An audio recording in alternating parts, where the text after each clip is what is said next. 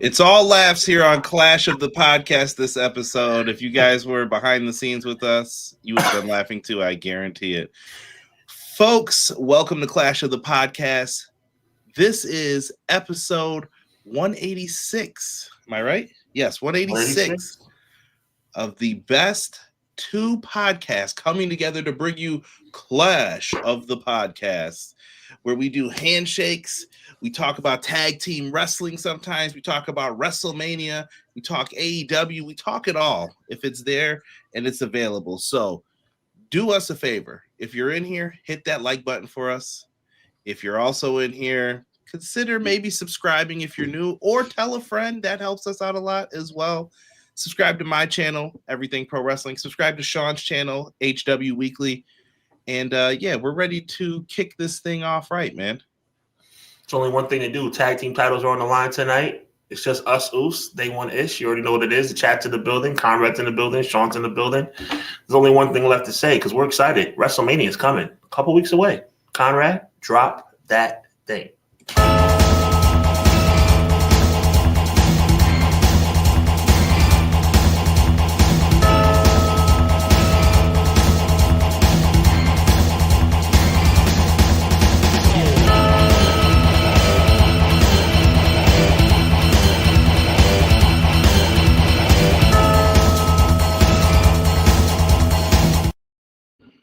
Welcome in, everybody. Welcome in.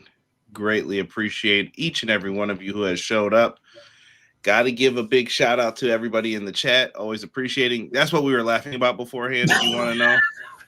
Right before I click start, Sean goes, "My hair looks amazing." And it does. Like, I'm just saying. He just saw me shake my head, and that was it. I was just like, well, bald is beautiful. That's all I can say. See that we always have this problem. Just because I enjoy my hair doesn't mean I have a problem with you being bald. I salute your baldness. It works for you. You know what? You're fortunate it works for you, because some people, it doesn't. So God bless. I'm here for any tips when someone needs them, finally. I look at people with you're blessed, bro, because there's some people that have deformities underneath that head of hair, bro. Hey, listen, can't help it, but I might be one of them. If I ever went bald, God forbid, you never know. It could be anything underneath here. Embrace it. That's what I always say. Jumping to the top tonight, Joel submitting that $1 super chat, and he follows up by saying, "Happy Monday, all. Love you guys." Appreciate you, Joel. Man. All love. Joel, I sent you a message. I don't know if you got it today, because usually you respond pretty quickly, and you didn't say anything today. So I'm curious, but you can message me tomorrow about that question I had for you. And Joel, what happened on UFC this week, bro? Everybody got beat down from a certain side. I noticed. I was like, not going too well tonight for them. Big time deal this Saturday, though. Adesanya's in the building. Yeah. It's going to be another combat sports weekend, I feel. It certainly is. My God. All over the place. Before I get into other people, did you watch the flag football stuff? Like, were you into that? No, I'm not. Did you watch it, though? Did you try it? No. I tried, bro. I saw Logan Paul out there. I'm like, who signed off on this? Like, I don't know. It was just weird. Tom Brady. I wasn't able to check that out. Yeah, I was just like, could this be the future of the league? And I'm just like, I don't see it. Less people, less money to pay out. Linemen are done then. Mm-hmm. I don't know. It just didn't feel right, but maybe it takes time. Chat, let me know what you thought of it if you watched. Miracle said, "What up to my favorite podcast tag team, Conrad and Sean? As always, looking forward to discussing some wrestling with you in the chat. Surprisingly fell asleep last week before the show, but I'm here." Miracle. I'm searching for a miracle. Believe the impossible. My dog. What up? MJB said, "Yo, what up, Ooses?" What up? MJB in the place to be. In this dancery. Don't get it percolating while you're waiting in this dancer. Don't need no hateration. You know what's funny enough? I went to that concert last year. Nice. Listen, shout out to Mary J. Mary J out here like almost 60, looking 59. Hey. Clown says, "Afternoon, everyone." That went right over. That went right. No, over. It didn't. You're not getting me to say nothing else after that. Clown, what's happening? All I'm gonna say, shout out Clown 13042. All I'm saying, bro, there comes a point when you're supposed to change it. Okay, let's talk about me. It's just me, Oos. There comes a time when you get to a certain age, and maybe I haven't reached that age. I think I have. I used to be in the nightclubs, right? I used to party promote. I used to be outside. I can still be outside, but I don't feel comfortable being outside. Now, that's not knocking anybody that's not knocking anyone that's knocking on the door of 40 that still wants to be outside. If you want to be, that's your prerogative. But for me, I realize that certain ages have certain plateaus. That's all I'm saying. Mary J. Blige is a beautiful woman. I'm not being funny about that, but she needs to kind of like, you know what I'm saying? Listen, they still writing the checks. I mean, you got to go out there and get it because you never know when it's going to end. But I will say this. I follow the Cameron motto of, and I guess we're like Cameron and Mace here. Of course. Yeah, I'm older, but you know what? I like being in my house, so I don't want to be outside. I like being in my house. I'm not going to let you get away with that, bro. I'm not going to let you get away with it in a way where I'm complimenting you. You not wanting to be outside is another way of saying you're content being inside. But there was a time when you was outside. You may not have been outside as much as me, but you were outside. I was outside a lot. So there you go. And there came a time in your life, maybe it was when you met your beautiful wife, maybe it was when you had your beautiful son, that you decided, you know what?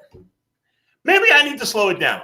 No, it was college when I had to hit them books. Oh, well, see, then you're better than me because in college I was out of control. Yeah, I started working. I didn't have time. So it was like school, work, and then sleep. Well, you know what? In that case, you're better than me, brother. God bless you. Yeah, it was too much happening. Vinny. The only Vinny we like. He said, happy Monday. Joined another flag football league. Is Logan Paul in it? No. My team won 54-36. That sounds more exciting than the games I saw this weekend. I got into it a little bit.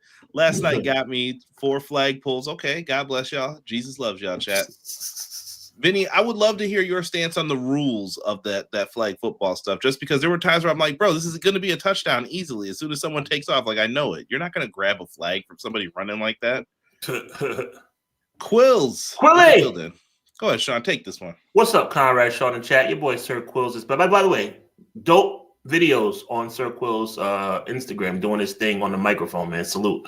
He says, what's up, Conrad, Sean, and chat? Your boy, Sir Quills, is back again to enjoy 2 of my favorite bros, CJ and Hubs, for episode 186 of the best wrestling podcast out today, Clash of the By God podcast, hashtag EPW, hashtag HWW. He goes on to say, this past weekend was the truth. Saturday night, I killed my performance on stage as usual, got mad love from family and friends and co-workers, and today I celebrate my grandmother's 92nd birthday. I'm blessed. Listen, man, you did great on the microphone. Salute to you, enjoying your craft, doing well in your craft. And of course, without hesitation or any equivocation, oh yes, I said it, check the dictionary, happy grandmother's birthday. 92 is a major milestone. God bless her. Happy 92nd birthday to grandma. Also, I want to say congratulations on your performance as well, Quills. We appreciate you around here, brother. Yes, we certainly do. We also have Matt Lopez, a.k.a. Leezy, Faux, Sheezy. He says in his trademark form, hello, good evening, everyone. Hope your weekend was good. And let's kick the week off right with the 2 aces of our pro wrestling community. Yes, and he went on to say R.I.P. I do have the photos up. R.I.P. to Dennis Condrey of one of the founding members of the Midnight Express. Midnight Express, that's right. You ready? You ready? You know I gotta do it. I always have the soundtrack to our youth. You ready? Well, it's a little bit before our time, but actually it's very similar to it's actually very similar to They Took It From Them. Oh my god, you know I just realized that just now. Mm-hmm. Are you serious? Yes, they're fans. Is it the exact same? Yes, they're they remixed it, but they're fans of theirs because theirs is a real song. Conrad, I'm embarrassed. I had no idea it was I thought it was similar. Oh my god, that's exactly what it is. It's the same song. Yep. Wow. You know what I thought? I thought it was like Mercedes Moné and Gunther. I thought it was like similar, but not the same. But it's exactly the same. It's exactly the same. Well, I mean, it's exactly the same, but it's actually it's a compliment. So shout out to them. Yes. I didn't realize until I started humming it just now. I was like, that sounds familiar for more reasons than why do I feel like you're telling me it's FTR? Yeah. I'm going to also start some campaigns. I just want to let y'all know this because I don't have this written down and I don't want to forget it.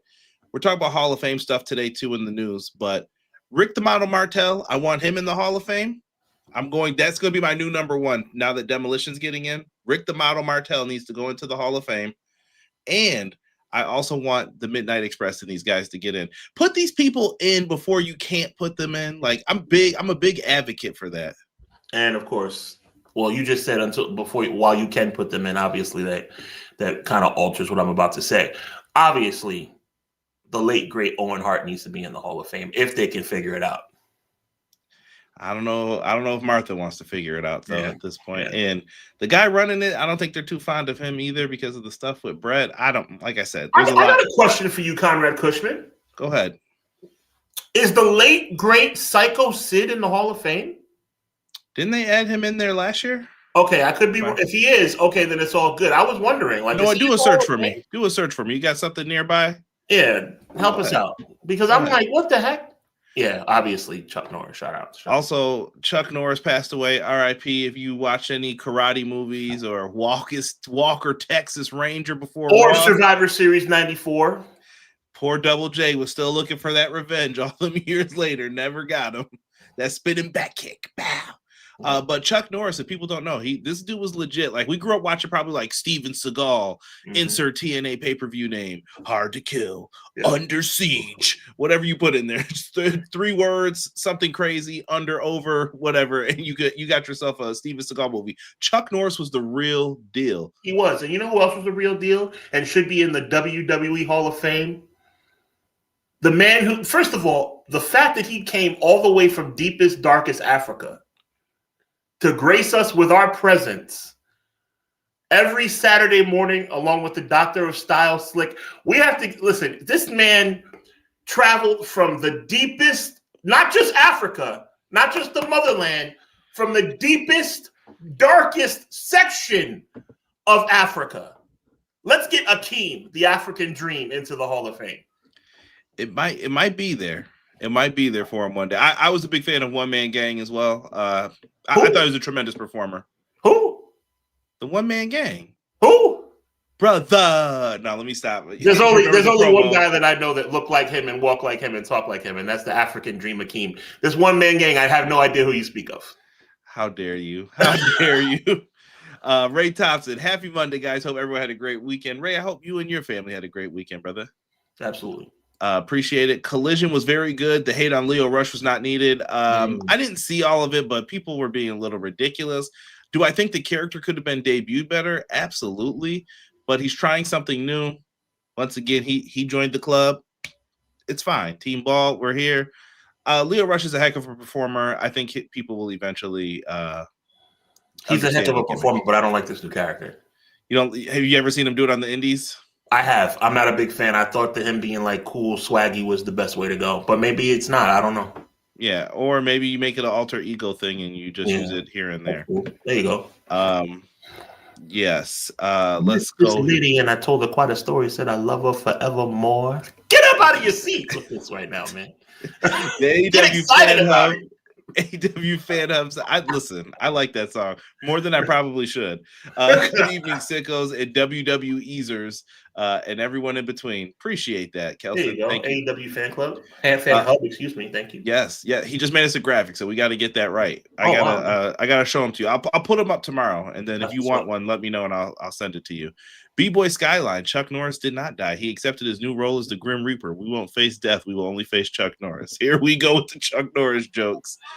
Yo, B-Boy, it's crazy, man. Yeah. McKinney, welcome. He said, once again on a Monday, I'm here to let y'all know life always offers you a second chance. It's called tomorrow. It's Clash of the Podcast with the Fire Live Chat and the best in the biz, CJ and Hubs. Appreciate that. Really dope, that quote right there, bro.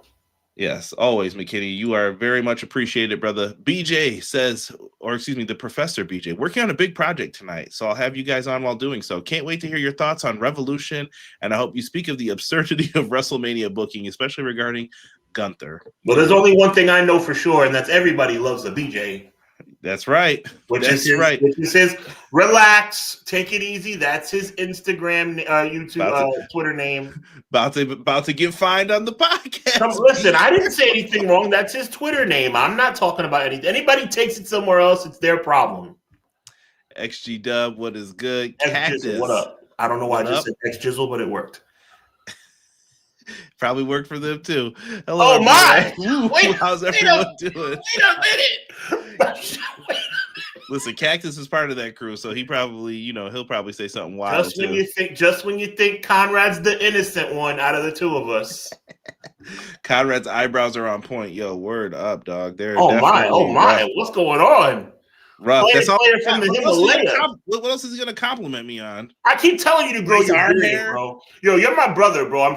Your brother would not set you wrong, man.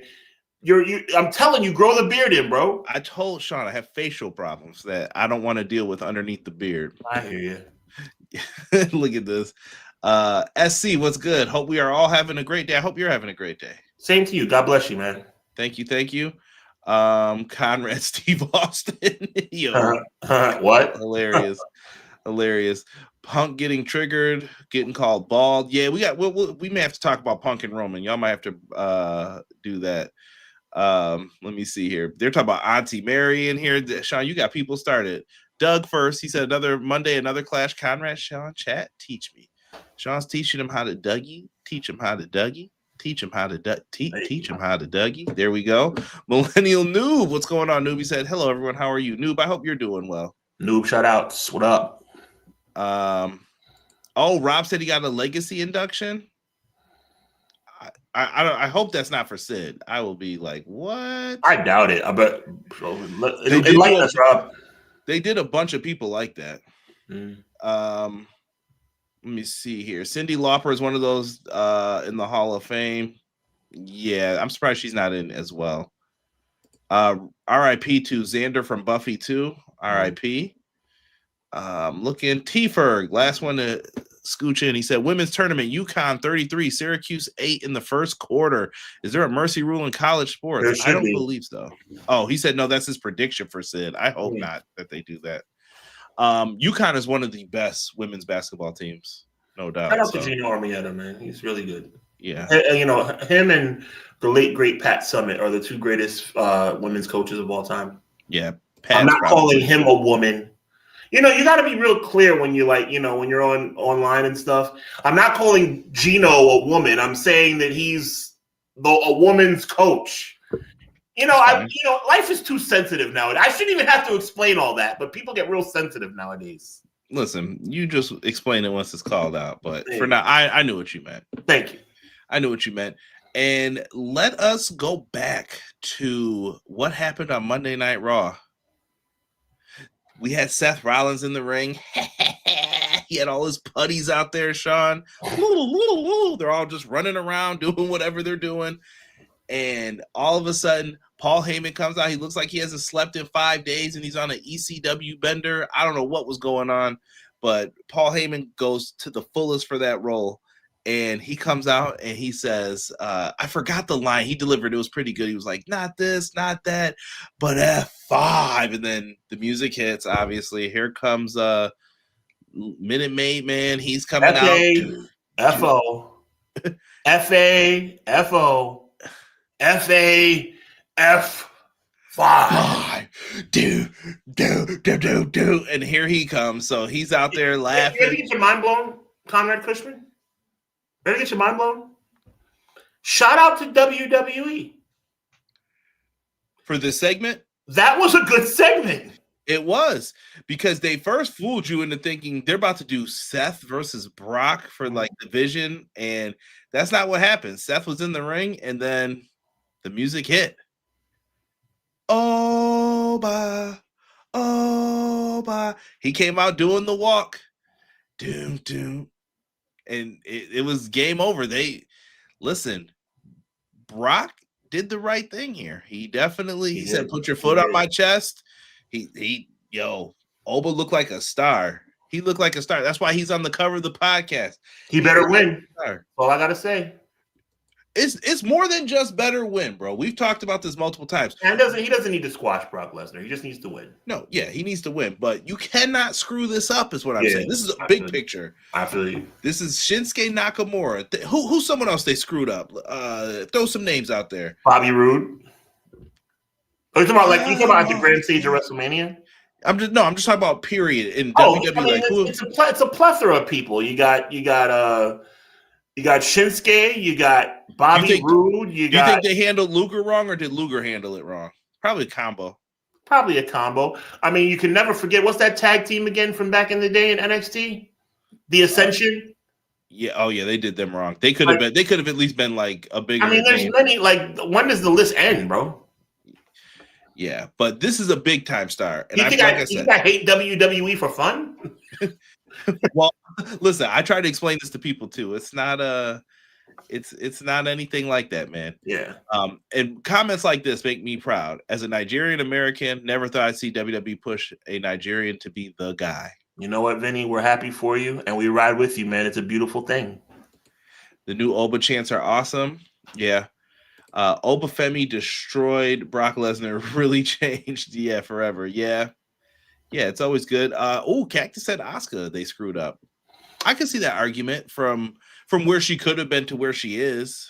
Cactus, I agree with you. It's just Asuka's a weird one. You know why? Because Asuka's a multiple-time world champion. She still achieved success, but I think they could have did it better. Okay, that's fair. You know who I was just having this conversation with? Our two good friends, Malik and Kyron, which they told me to bring you in on that chat, and I didn't want to bother you because I knew where you were at that time of day, and I was like, no, I can't do it right Sunday? now. Yes, and I was like, not today. Okay. And we had a conversation about the whole WrestleMania Royal Rumble thing. I was like, oh my God, I would have lost all my my good energy from the Lord if you had brought me into that conversation. That's why I didn't do it, because I knew. I was like, well, I don't want to bring him in here. Yeah. People are dropping names in the chat. We heard Bobby Roode, Kenta, Claudio, Rusev. They're going in. Samoa Joe. Samoa Joe is one that I think that they could have definitely did more with. Oh, Finn Balor. Yeah. Deanna, welcome. Adam Cole, honestly, I don't think Adam Cole graduated quick enough. Like, did he ever actually graduate? He technically had a main roster match in Buffalo on SmackDown that's when no one could make it, though, and him and Danielson wrestled, and I think he won. Gotcha. But you never did anything again after that. Why? I don't know. Just weird. Yeah, Owen Hart. Yeah, listen, you guys aren't wrong. You aren't wrong if you're feeling that way for some of these.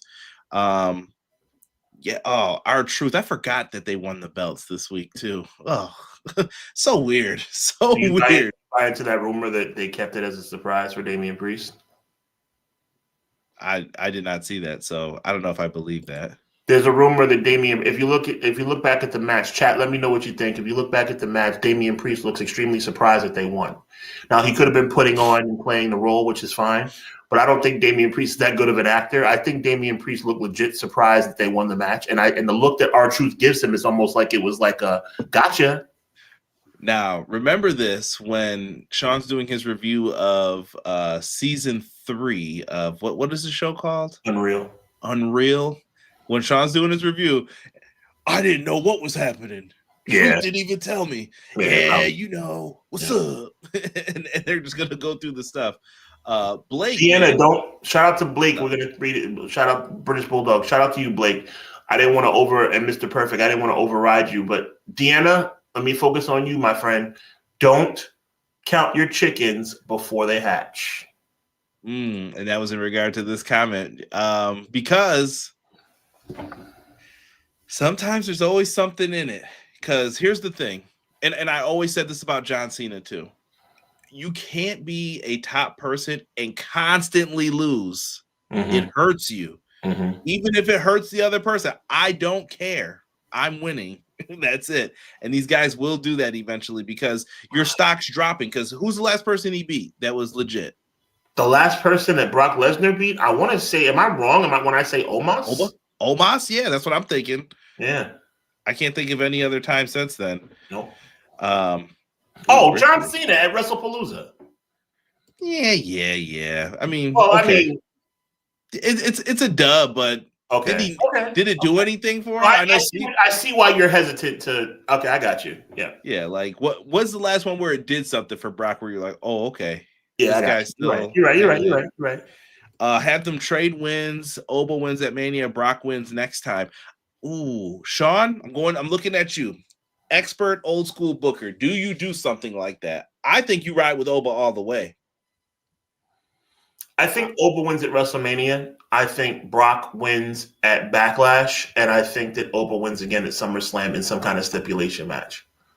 You think that they keep it going that long, though? I think they should. If they have Brock available to them.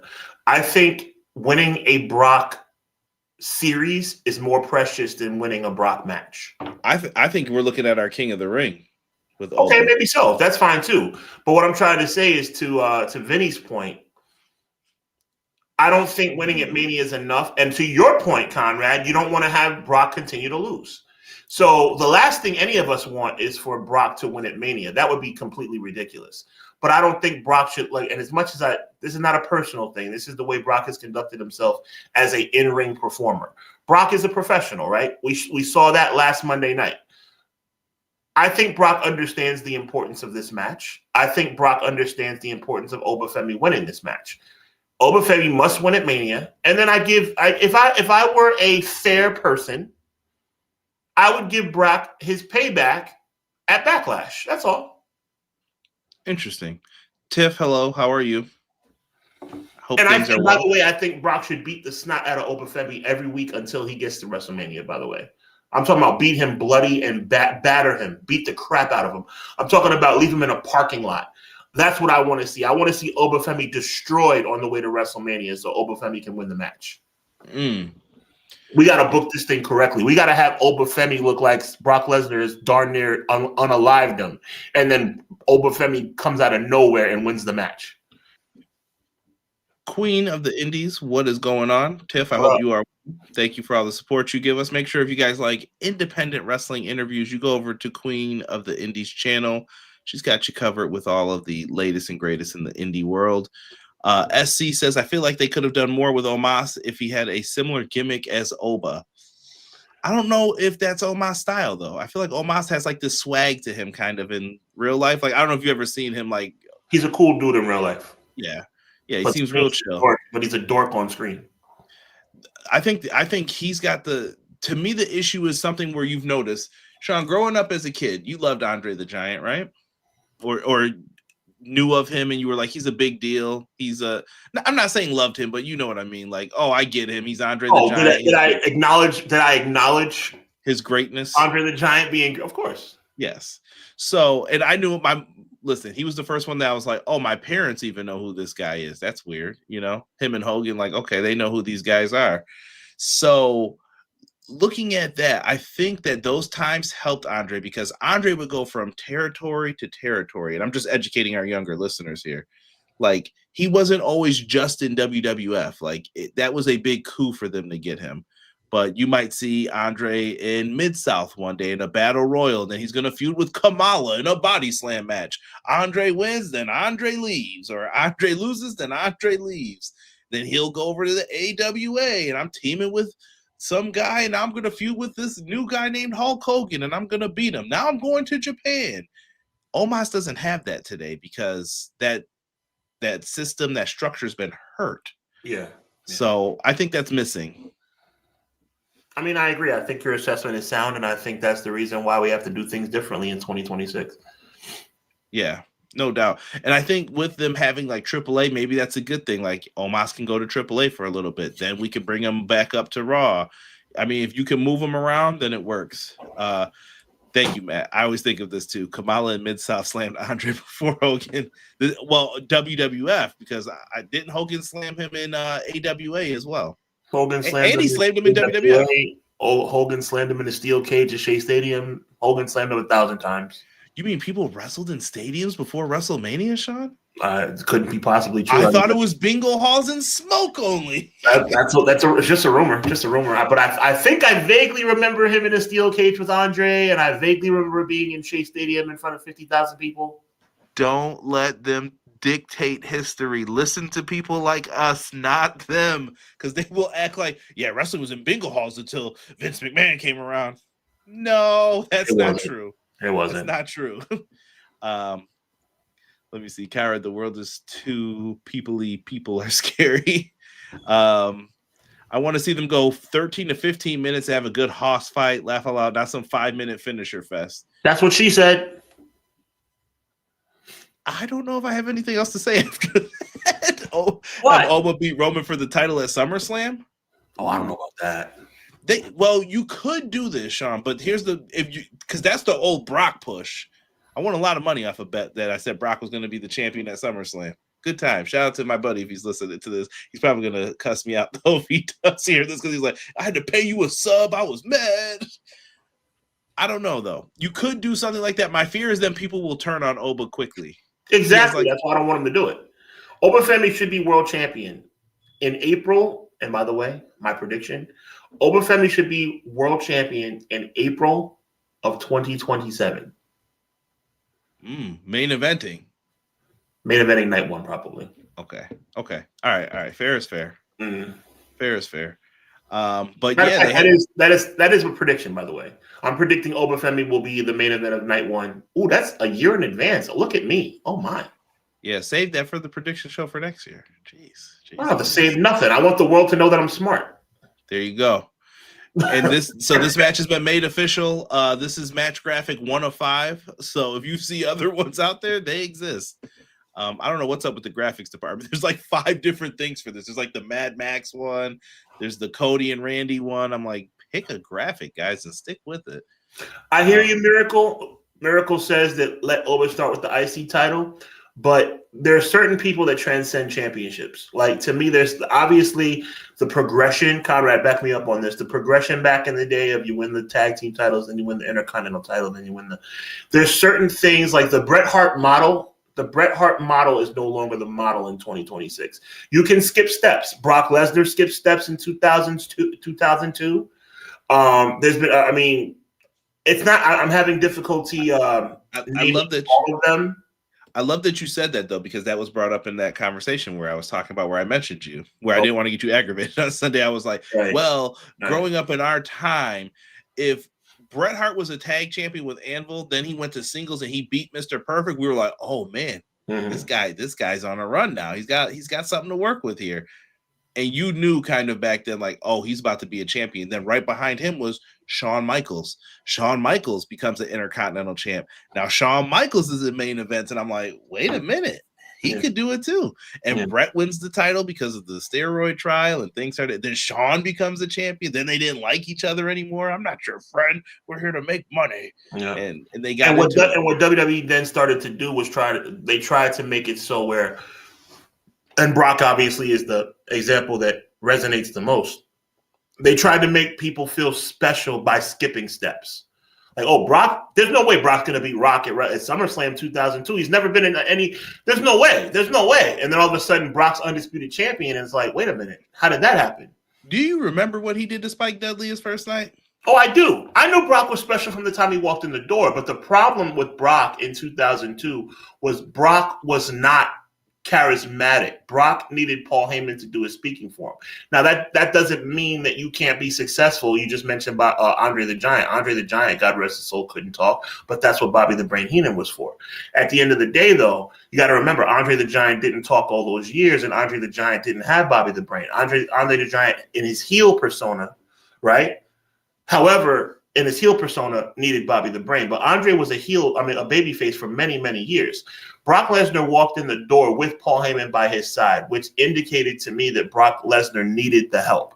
Now, by the time we got to the King of the Ring, I knew Brock was going to win that. But I'll be honest with you, when he walked into Nassau Coliseum in August of 2002, I thought The Rock would win the match.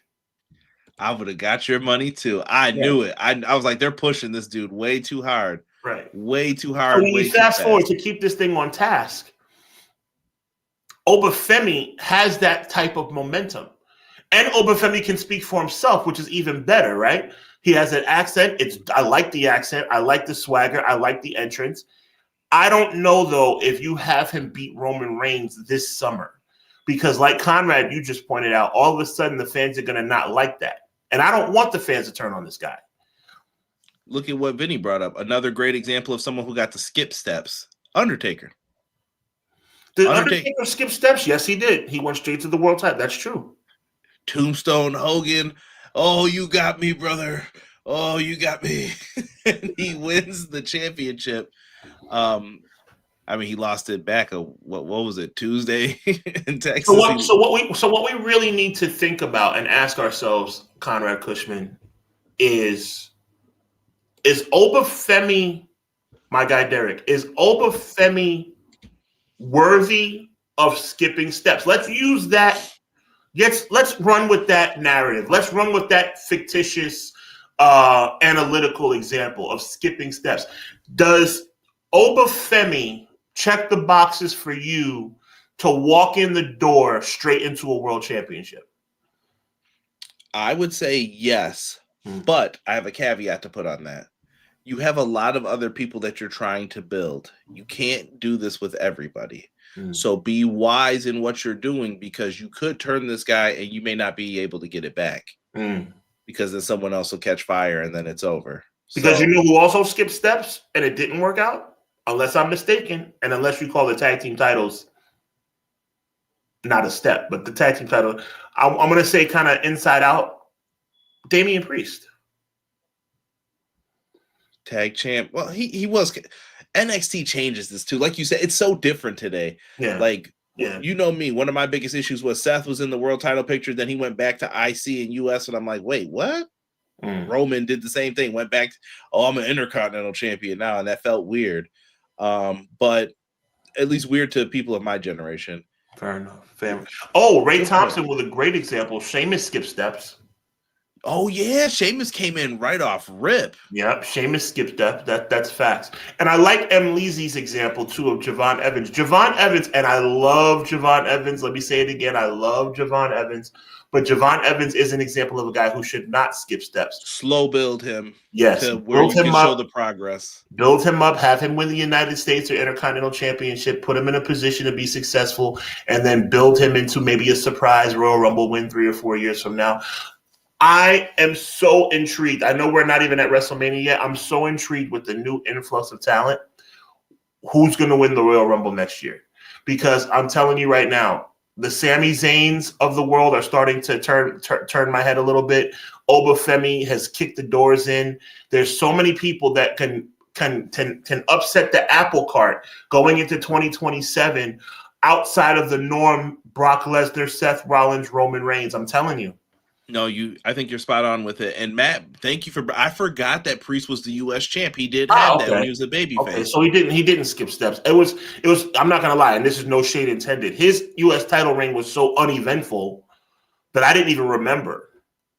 Sean, I think you could at least say that I did say this about when he was the world champ.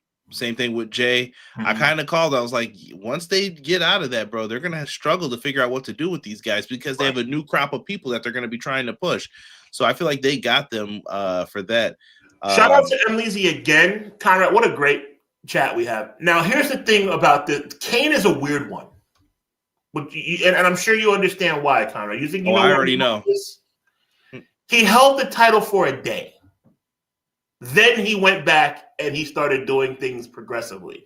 Then he won the tag belts. Then he won the Intercontinental belt. And then who was his best tag partner? His best tag partner to me was either his brother or X-Pac. X-Pac. Yeah. The most popular X-Pac's ever been, by the way. You don't need that thing. Do you think Kane checks the box as someone who skipped the step because he won the title and had it for about 12 hours? Kane could have been a bigger deal if you let Kane be a bigger deal, in my opinion. But they didn't let him. I was geeked that night. Rob was with me that night. We watched that show at his house. That was the one where Foley and Undertaker, right? With the cell, Hell in a Cell. Yeah. Rob, I don't know who ordered that show, Rob. To this day, we always wonder, like, which one of those bad kids in that house ordered that show? Because we came back from playing basketball, so it wasn't us. We had just washed our hands and stuff, and we went to go in there, and we were like, who ordered wrestling? Mankind is coming out, and he's climbing up, and we're like, what is going? And then we just watched it, and there were like 90 people in that room. It felt like, what are they doing? Brother Conrad, can I give you a hot take? Go ahead. Is it beyond the realm of your thinking to say, and this just came to me literally just now when you were talking about it. Chat, let me know. Conrad, is it beyond the realm of thought in your mind to say that King of the Ring 1998 could be a top 10 pay-per-view of all time?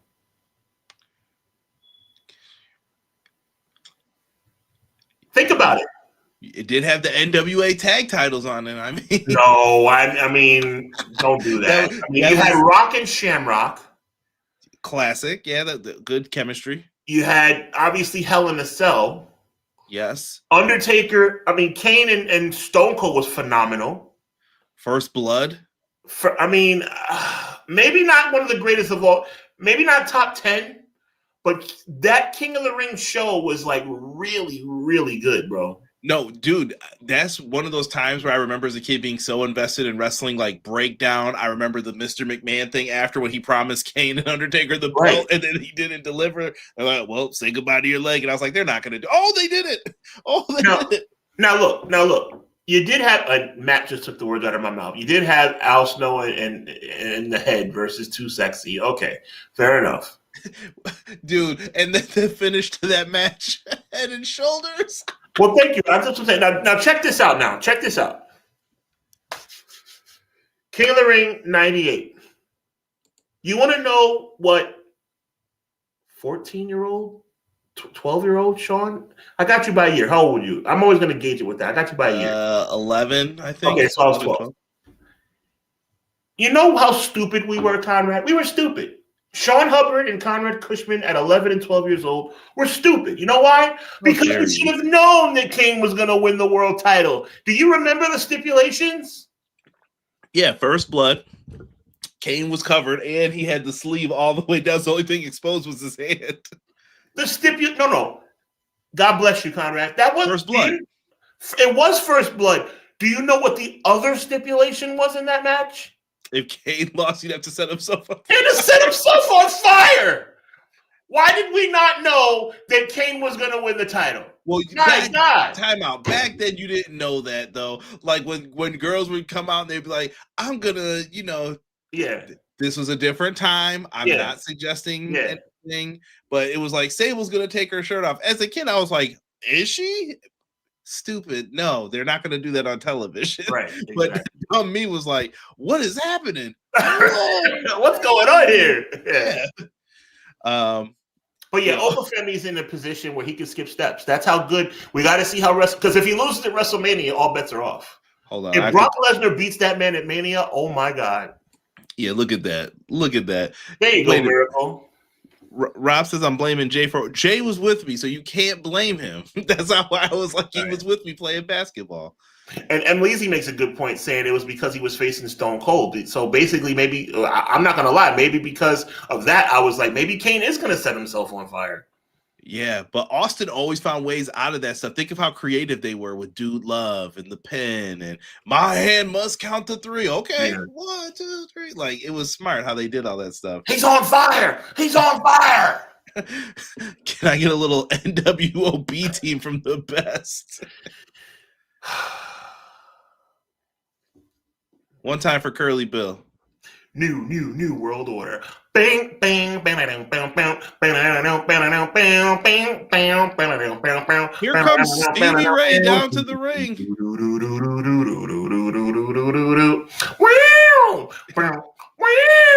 Vincent.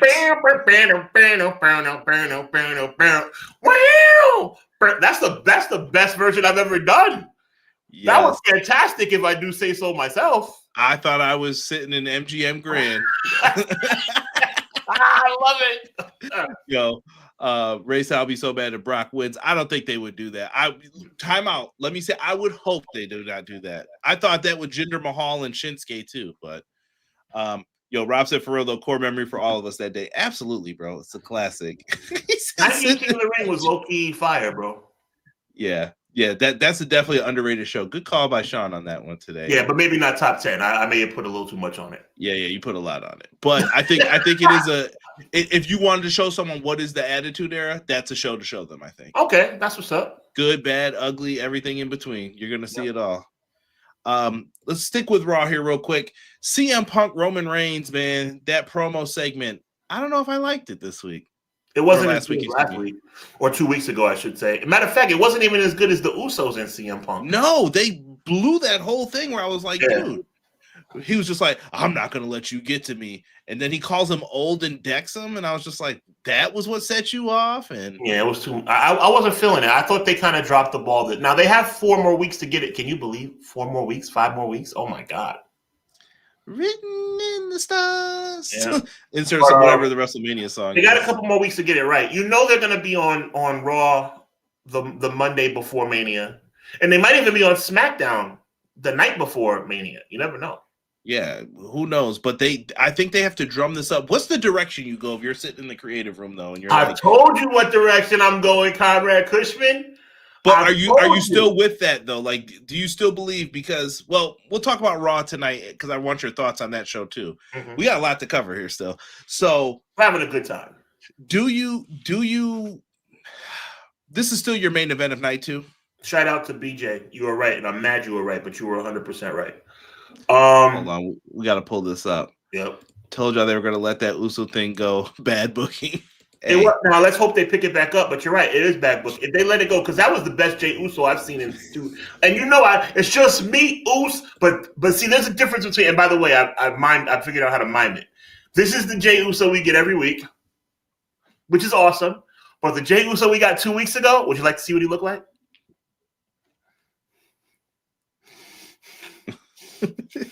That's the Jey Uso that prints money. Now, back to what we were talking about. I'm telling you, it should be. Now, to BJ's point, they probably let it go already. But they should pick it back up. And honestly, the way I would book this is I would have the Usos make a decision at WrestleMania. The Usos, Jimmy and Jay, and I'll even give the ball to Jimmy because I think Jimmy did a good job being the one to punch him in the face. I would make Jimmy and Jay be the deciding, as crazy as it sounds. No, I'm not being a homer because I love the Usos. I would have the Usos be the determining factor in who wins the main event of WrestleMania.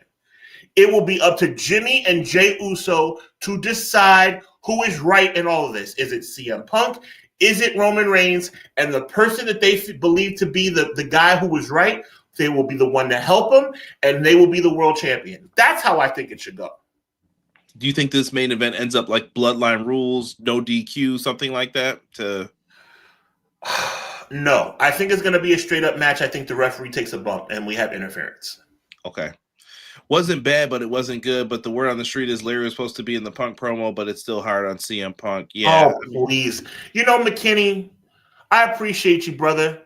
If that's true, and I appreciate the heads up, CM Punk needs to really get himself together. So CM Punk, this is the problem I have with Phil Brooks, everybody. And I consider Philip Bartholomew Brooks, to be one of the greatest professional wrestlers on the earth in 2026. But if you're going to sit up here and tell me, you're going to tell me that you could talk about this man's unalive father, and then you can't handle him coming back talking about your unalive dog? Are you kidding me? Conrad, you're a CM Punk guy. Conrad, please. I chalk it up to there are dog people. I'm going to say this. No, I don't want to become heel in the chat because people get mad when I say this. Okay. I am not an animal person. Listen, I just found out you don't have to be an animal person to tell the truth. No, but I'm saying I just found out the interns got to bring home a turtle, and I was like, "Who's feeding this turtle?" Because I don't want to feed this thing. I love it. I pay taxes to get fed. I go on these rants, tangents. Not that and I'm nice to dogs. Trust me. Like I will feed your dog. I'll be nice to dogs, but I don't want to own a dog. I don't want any of that. But I know that it hits differently for other people. And I can always show if it hits different, Conrad. Conrad, focus for me. You're one of the most smartest guys I've ever met. No. Listen, but this is fresh for him though. This just happened versus. Oh, come on. No, I'm not. Listen, I'm not saying I would do WrestleMania or not? Are we grown or not? I'm getting pissed off right now. Seriously, low-key pissed off right now. Like, I'm serious. You know me, Conrad. This is not for play. I'm pissed. If what McKinney just said was true, and it looks like M. Leezy is co-signing it, that pisses me off. I haven't seen anything that says it was true. I think those were rumors, but maybe someone knows. Be a rumor. It better be a rumor, because if you can talk about my father and I can't talk about your dog, we got a problem. But you saying this makes me show that you value, the human interaction over the dog. No, but some people, their dog is their kid, and I try to be respectful of that. But you know what I mean, right? Okay. Like, I'm Mr. Insensitive then. Okay. No. But what you're saying is, if you're gonna do one, let's do both. But I thought that would have been talked about there before you would say something about someone's father. There you go. You know what it was time to do? Can I be honest here? Sure. It was time to bring up All Elite Wrestling in that run. That's what it was time to do, instead of talking about people's daddies and dogs. All right, just tell the truth. But that's one of those things that's a no-no for them. So that's what I think they should have did. And it didn't have to be where you say AEW, but you could have subtly brought. I remember when you were on top somewhere else and it didn't work out too well. There you go. You couldn't handle the pressure, and then you just kind of. By the way, what you just said right there would have been a better promo than we saw last week. 100%. Let me just go on 30 more seconds about this. Yeah, see, Clown, perfect example. What he just said, I love that, Clown. I'm a dog lover myself, but you're not gonna. I'm talking about business. I'm talking about business, Clown. Matt, you gotta, bro. Oh yeah, that's OD. That's OD. Listen. At the end of the day, shout out to Joe Compton as well. Oh yes. I'm a dog lover. My mother had a dog. Okay, my mother, who's still with us, God bless her, a wonderful lady. She had a dog, and I knew that dog for a very short time before that dog died. My mother was devastated. And this is as real as Clash of the Podcast going to get. We keep it 100 around here. I'm a dog lover myself, but let's talk business. Conrad and I are the main event of WrestleMania, and we have already agreed that we are going to insult each other for the next 8 weeks getting there. And I have agreed, or I should say Conrad has agreed, or whoever. I got love for you, Conrad. I'm not going to go there. Not even a fictitious way. Whoever. We have agreed that you could talk about my family member no longer being with us. And then we agree, or we talk about, okay, well, we talked about dad. Now we got to talk about dog. And you're going to tell me, no, bro. Hey, I know we got to sell WrestleMania. But you can't do that. We got a problem. And I'm dead set. We got a problem. You are not going to fix your lips and think that I'm going to be okay and I'm professional enough to deal with you talking about my dad. And then I want to hit you back with something about your dog and it's off limits. First of all, Conrad, I'm about to hit you with my line. Are you ready? Who the hell do you think you are? Do you think you really run the show around here? Big Daddy Kush would run the show. My name is Roman Reigns. I am Roman Reigns. This is my house. And I gave you an opportunity to talk about my dad. And I can't talk about your dog? That doesn't make me someone that doesn't have respect and love for animals. That makes me a business person. Are we doing business here or what? Or do you think they felt it was too weak, or someone had brought up maybe that would have been fantastic. Or if he had talked about what's his name? Somebody help me out. What's his name? If he had talked about what? Who? Larry? Oh my God. Turn the volume all the way up. I'm pissed off, Conrad. That better not be true. Oh, sweet mother of Moses, that better not be true. But what if it was AJ, though, who said, no, I don't want that said on air?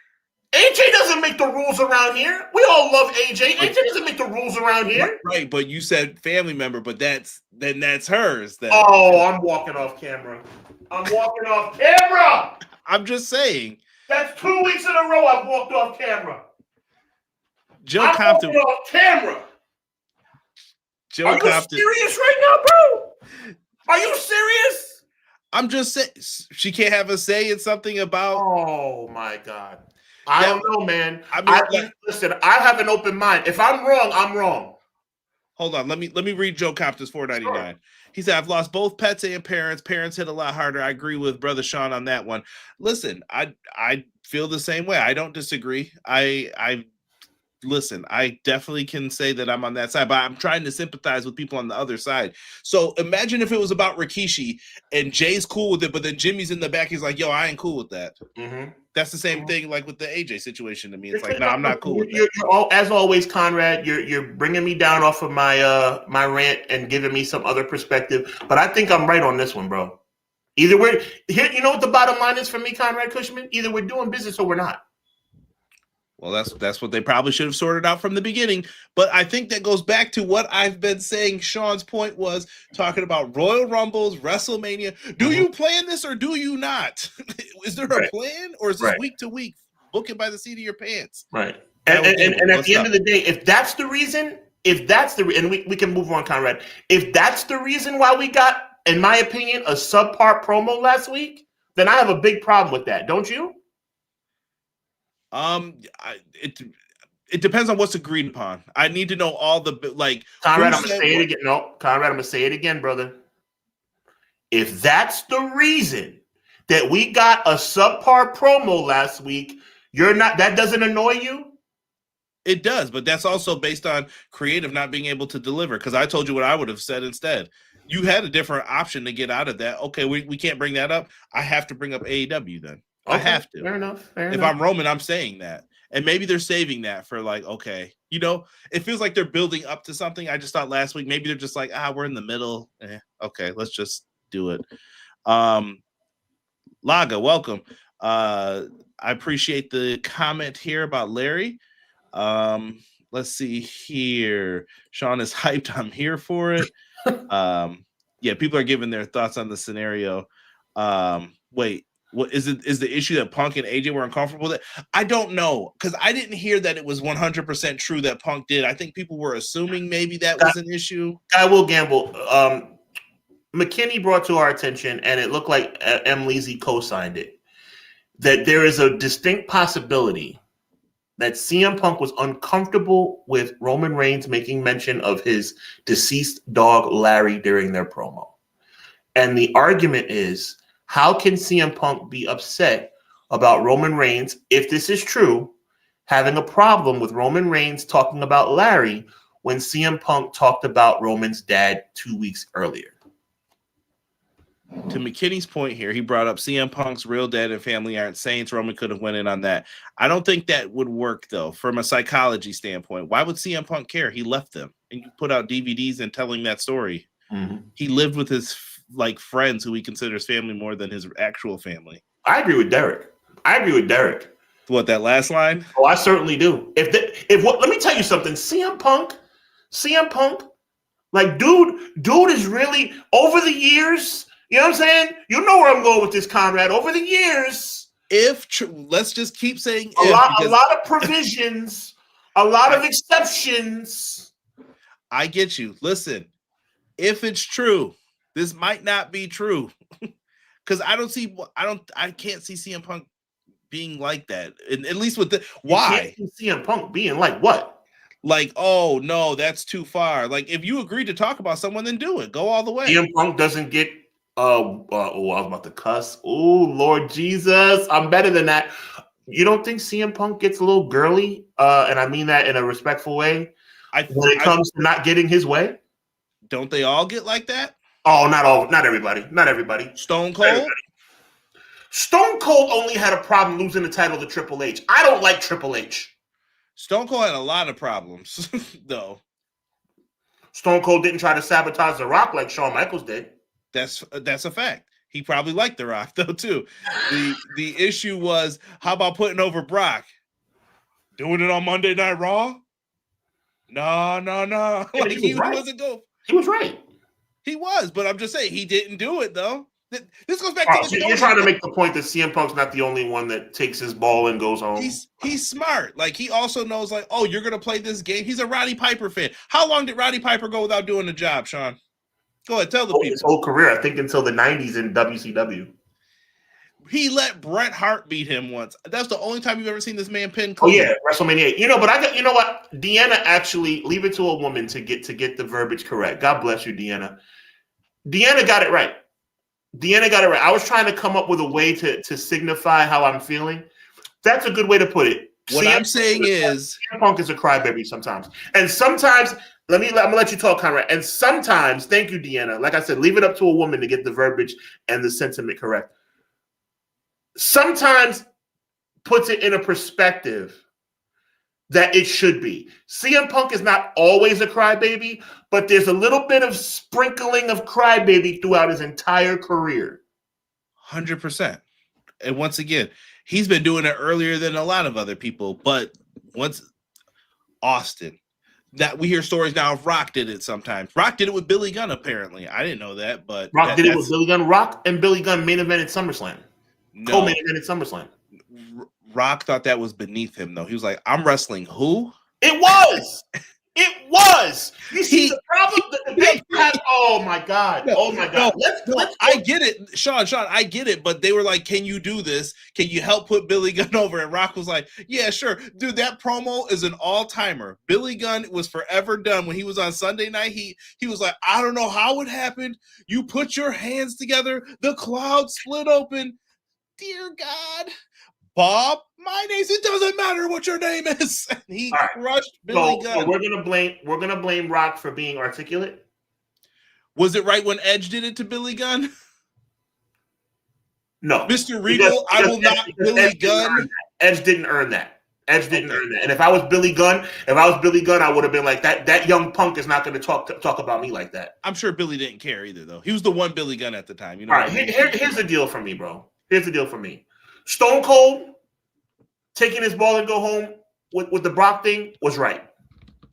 The Rock regarding Billy Gunn was right. Let's call it straight. Was Bret right at the Montreal Screwjob? It depends on how you look at it. It depends on how you look at it.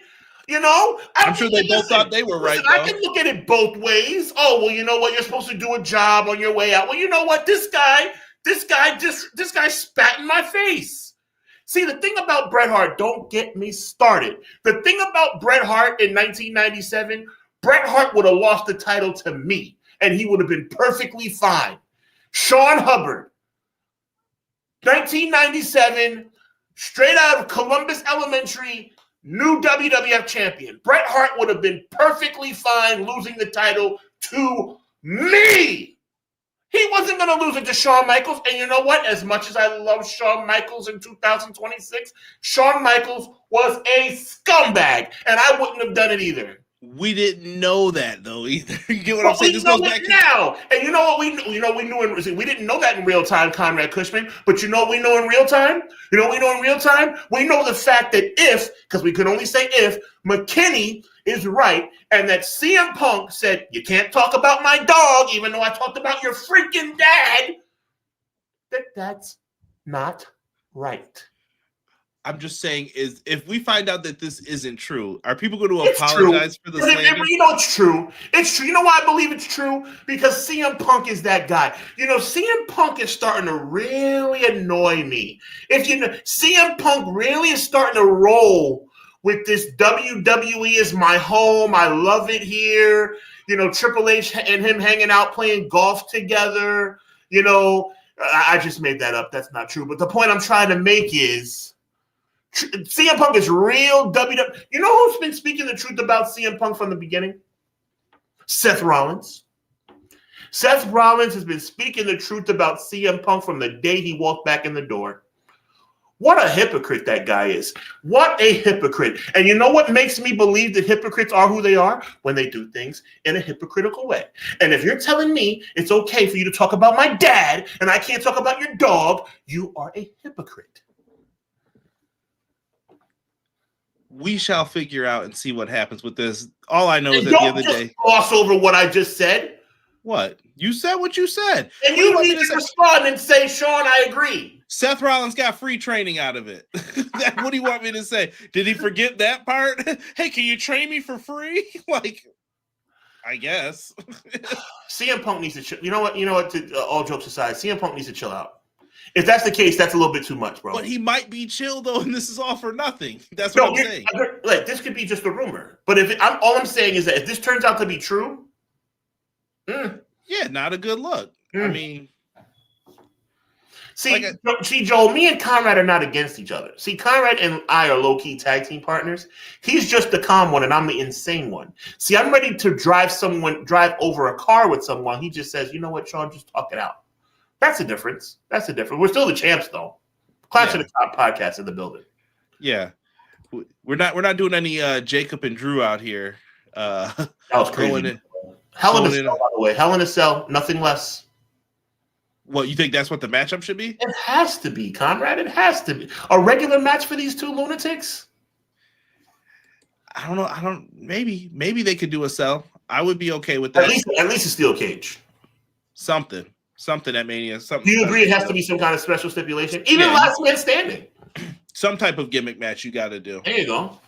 Hopefully they can definitely deliver on you know what that. I say? Let's go out on a limb. Let's go WWE 2K26. Let's go ambulance match. Nah, not at WrestleMania. Not for that. I'm not a fan of those. No. You're gonna have to go super ham if you're gonna do that. Matt Cardona, Randy Orton, SmackDown was SmackDown. I was watching CMLL. I'm not gonna lie, on Triller TV.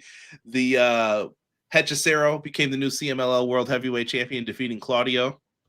I was happy with that. While Conrad continues making his point, please elaborate on what you just said. Thank you. Where is his point? The cell? Yeah, that's what I want him to elaborate on. See, yeah. I don't know what's going on. I must be out of the wrestling story loop because I haven't heard any of this. Yeah. Clash of the Podcast is an accurate name, yo, for sure. We fight, and then sometimes we get a look. Most of the time, me and Conrad are on the same page. It's just I don't like hypocrisy, and I don't think Conrad likes hypocrisy either. I just think Conrad doesn't as quick to jump to conclusions as I am, because to me, that really what I just heard from McKinney really pissed me off. Yeah, and listen, I was a big CM Punk fan, but I will say over the last year or two, I think Sean's seen it. It's faded a lot. Faded. I know it's like, yeah. Honestly, I think you low-key agree with me. If that's true, I would be more so on that side, but I can also understand if they were like, no, it's my dog. Oh, AJ felt this way about whatever I have to hear the reason and what was agreed upon. If that wasn't agreed upon and they were like, Phil, just bring up his dad. Okay, I'll do that. Like I said, I don't know how much they're giving these guys. Texas Deathmatch, I don't think WWE will do that, right? So I'll say no to that. You know how WWE is about creative control. The original plan was Cody versus Roman. Sorry for laughing at that. Hell in a Cell, and then it's supposed to be Cody and Drew in Hell in a Cell for a Mania. The same Cody and Roman match that they didn't want to run into the ground, but we're going to do Cody Drew 6. Hilarious. Let's see that. Imagine telling fans in 2016 that Roman is cooler than CM Punk. The Roman fans, listen, the Bloodline fans will not go away. That's a good point by Vinny. That's a good point. The Bloodline fans will bury anybody in Roman's way to make sure too that he gets it back. You know why it hits home more for me, Conrad? Because you're talking to somebody who hated, and hate's a strong word. I hated Roman Reigns. When he was the big dog, I hated that. Who always said he wasn't that bad? You always were a Roman guy, but I got to tell you, if you could get me to change my mind around Roman Reigns is arguably the coolest dude in wrestling, bro. Right? Roman Reigns is swaggy. He's athletic. Last week, Roman Reigns is him. He wasn't looking cool last week. I don't know what it was on the microphone with them. Like, it's weird. Cody Rhodes. Oh, come on now. Cody wasn't in action this week. He was MIA for whatever reason. Yeah, because he got beat down. Real quick, let's talk some nostalgia real quick. Love it. We're here to talk a little Cage and Cope, or Cope and Cage. The Edge and Christian. Sean wanted to talk about these guys and kind of what did you call it? A career talk of them? Retrospective. Look, Conrad, thank you for your graciousness and allowing me to add this to the show. Like, for me, I love nostalgia, and I love nostalgia acts. I don't believe that nostalgia acts should automatically be thrusted back into world championship pictures. Hogan 2002 is a reminder that it can happen and it can work. But also, I think WWE was smart back then by only letting it happen for a month. Okay, he won the title at Backlash. He lost it at Judgment Day. I like that. You gave the fans their nostalgic glitch, their nostalgic jolt, and that's it. I like that moving forward in 2026. Edge and Christian is one of the most revered and loved tag teams in the history of the business. FTR is a team that we talked about earlier who reveres and appreciates the history of the business. This is a match made in heaven. This is a team that grew up with the Brainbusters, that grew up with the Midnight Express, that grew up with the Rock and Roll Express, that grew up with the Horsemen, loves the industry, loves the business, and understands the importance of it. Edge and Christian are history. Edge and Christian, the Dudleys, the Hardy Boys, these are teams that all are looked at by people who came up in elementary school like me and Conrad as some of the greatest tag teams of all time. Yes, we know our history. We know about the Hart Foundation. We know about Demolition. We know about the natural disasters. We know about Money, Inc. But these were the guys that we grew up on. So for Edge and Christian to be good enough, and let's call a spade, because Edge is really good in the ring, and arguably Christian in 2026 on the microphone is better than he's ever been.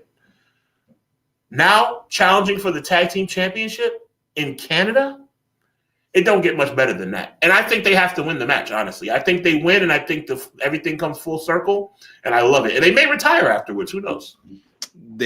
I don't know if they're going to retire, but I could see one potential switch up. Look at the background of the photo I first put up.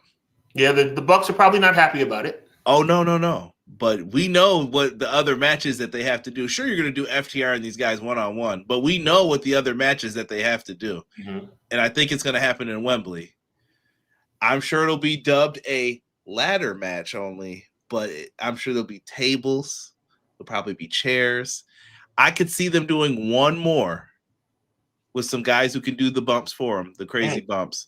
I don't know if you're feeling it, but I think they have one more TLC in them. Yep. So we'll see, but I think it's a great call to have them win the titles.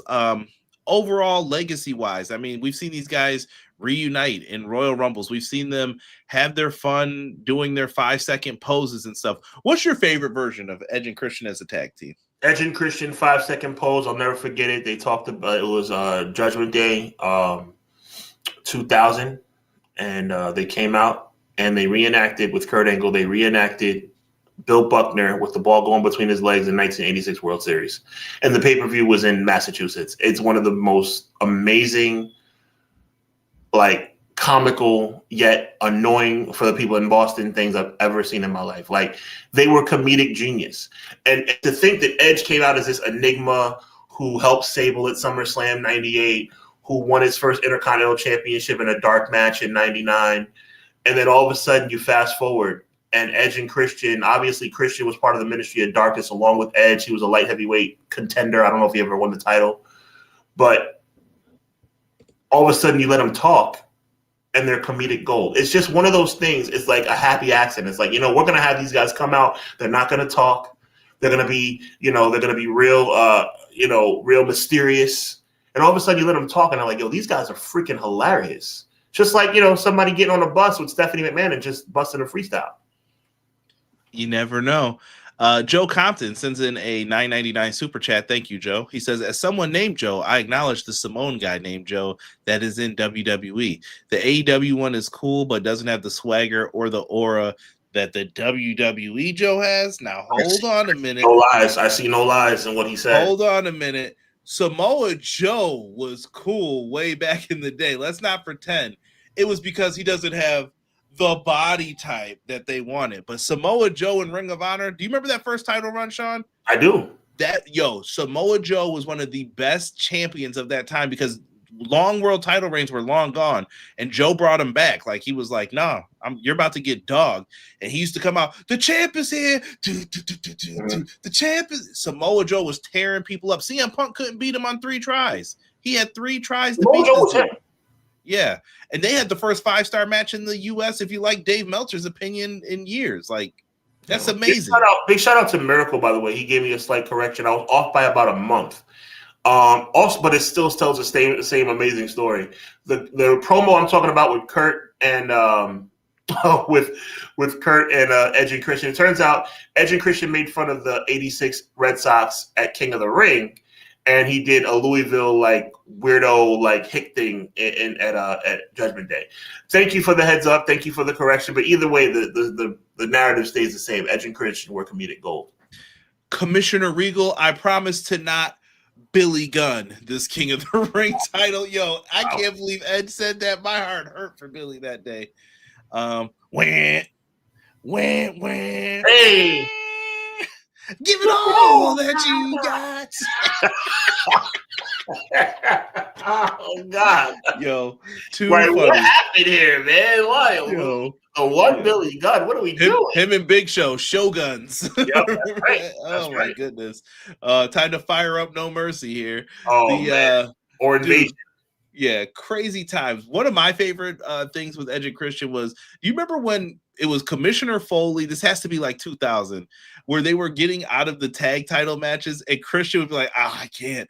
I've got something. Like they lied about doing something, and then they get caught by Foley. He's like, lying about genital warts isn't cool, guys. Hilarious. Yeah, and he would just come in. Foley was wild with the stupid. Foley was really good too, and the gavel backstage, mm-hmm. And that's final. Yep. That's final. That's my wish, because after all, I am the commish.